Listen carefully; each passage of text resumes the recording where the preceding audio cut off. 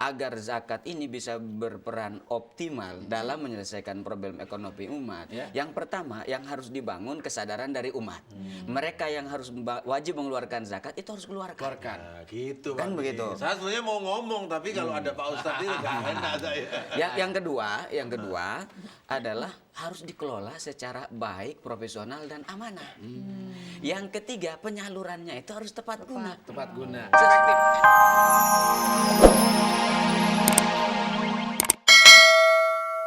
Kamu pesen makanan udah? Udah. Pesen makanan. Apa sini aja dibantu? Salim dulu di Pak Lurah datang. Gimana? Pak RW. Pak, ini simpan tempat yang kemarin. Iya, keponakan Pak Lurah. Yang bukan yang cucut, cucut. Cucut bukan. Keponakan. Lo kan anaknya mah. Lagi pesantren. Ini bukan anak ya? Iya, keponakan. Keponakan, Pak. Saya bilang ini adalah keponakan begitu. Jubren. Begini, ya nggak? Iya. Mengenai pembicaraan selanjutnya, Iya. mengenai persoalan ini Fitra dan Jekat ya, Jekat, saya serahkan kepada RW dah yang bicara. Itu. Anak-anak kan kumpul di kantor kelurahan. Jadi kalau gitu nanti pesanannya biar saya kirim aja ke sana. Enggak usah, kirim aja. Ya, kirim Nah, aja. iya ke kantor kelurahan. Ya nggak usah nanti anak-anak mari, kirim aja ke sana. Iya, saya kirim ke kantor kelurahan. Pak, nanti ini udah dibungkus, dipesen, nanti dibawa ke kelurahan begitu. Oh nanti saya yang mesen lah. Ya astagfirullah, kagak percaya. Kirim aja ke kelurahannya. Iya. Saya udah ngomong begitu, Pak. Soalnya dia tuh nggak denger ini, nggak denger. Ya, Oke, ya udah. Ya, assalamualaikum. Pak ini udah sombong. Waalaikumsalam. Salam. Nanti aja kita. Assalamualaikum Pak RW. Apa kabar? Iya tahu ah. Silakan, Pak. Hei, Iya, Pak Ustadz.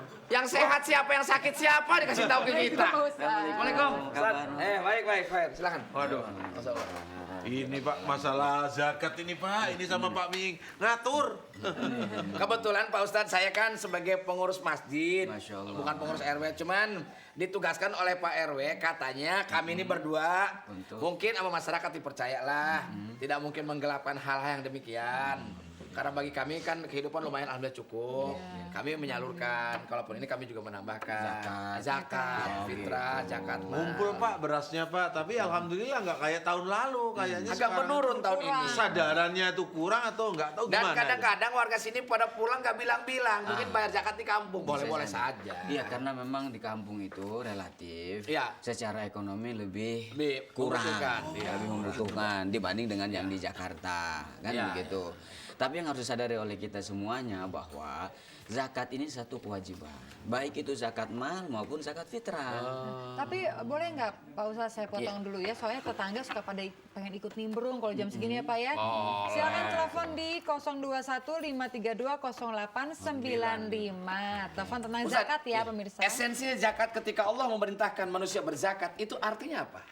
Kalau kita merujuk kepada sebuah ayat Al-Quran, khudh min amwalihim shadaqatan tutahhiruhum wa tuzakkihim biha. Ya. Yang pertama, zakat itu bisa membersihkan hati kita. dari sifat kikir. Kemudian dari pihak lain membersihkan dari sifat hasud. Maksudnya orang miskin Menerima. ada orang kaya, kan gitu. Ya. Ketika orang kaya nggak mau mengeluarkan zakat, orang miskin dia Akan bakalan bertuduh, kikir banget. kan begitu. Itu yang pertama. Yang kedua, sebagai bentuk solidaritas sosial Solidaritas sosial antara sesama. antara sesama. Dan itu kalau dikelola secara baik sesungguhnya, zakat itu bisa memberikan solusi dari problem ekonomi umat.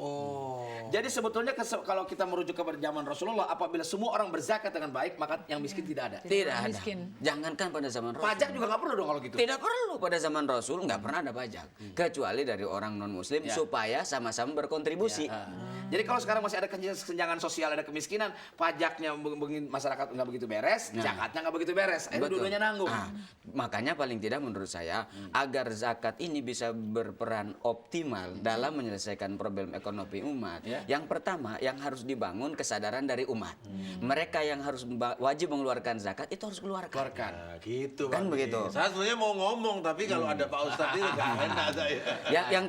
Yang kedua adalah harus dikelola dikelola secara baik, profesional dan amanah. Yang ketiga, penyalurannya itu harus tepat guna. Tepat guna. Efektif. Efektif. Ini yang paling penting. Iya. Baru bisa menyelesaikan persoalan. Sekarang kan ini sudah masuk kepada aturan fikihnya mungkin ya. Iya, iya. Antara orang kaya misalnya dengan orang yang biasa saja, apakah ukuran zakatnya sama? Kalau masalah zakat fitrah, mau orang kaya, mau orang miskin sama. Sama. Kurang lebih 3,5 liter lah. 3,5 liter. Zakat fitrah ya. Assalamualaikum.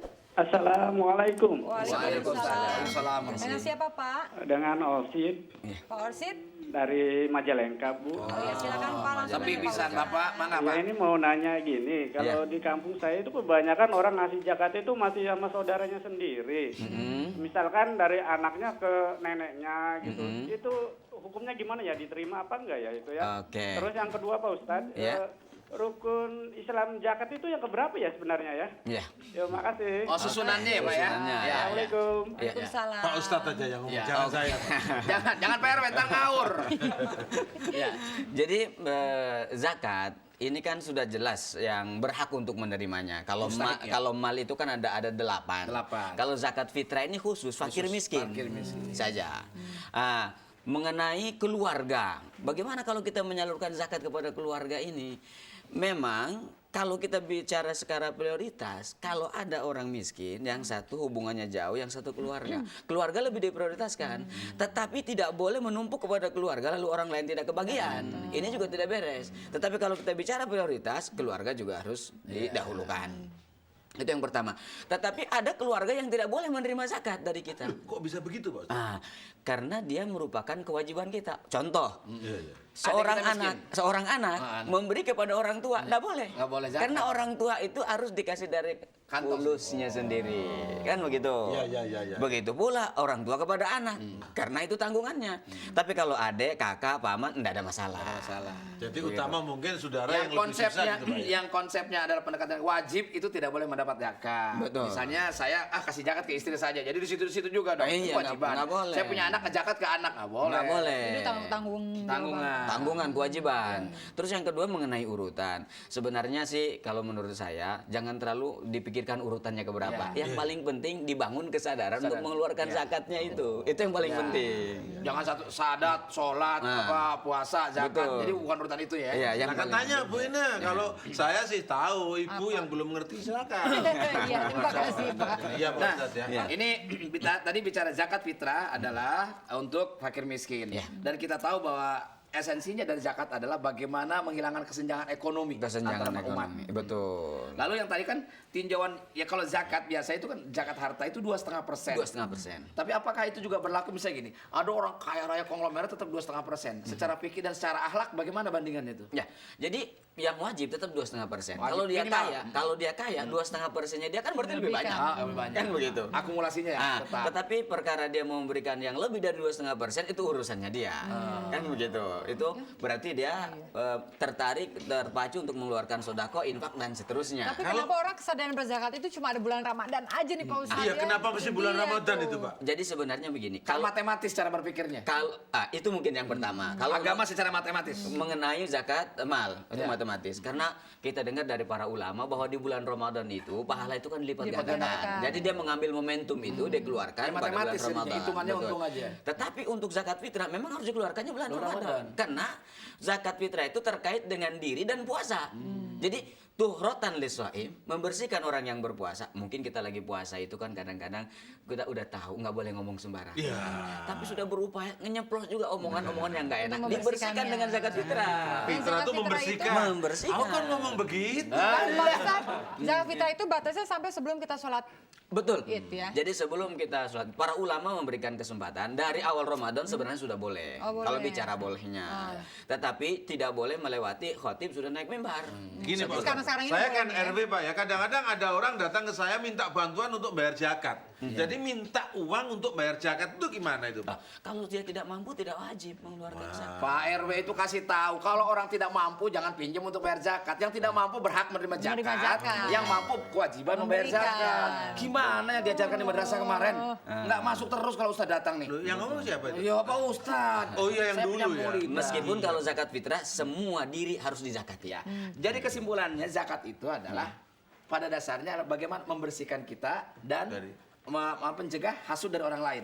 Supaya sama-sama bersih dan kesenjangan ekonomi bisa tertutupi, orang sejahtera. Betul. Harta kita juga bersih ya. Intinya supaya kita sama semuanya. Iya, silakan. Insya Allah. Bila Cerewet ya. masalah.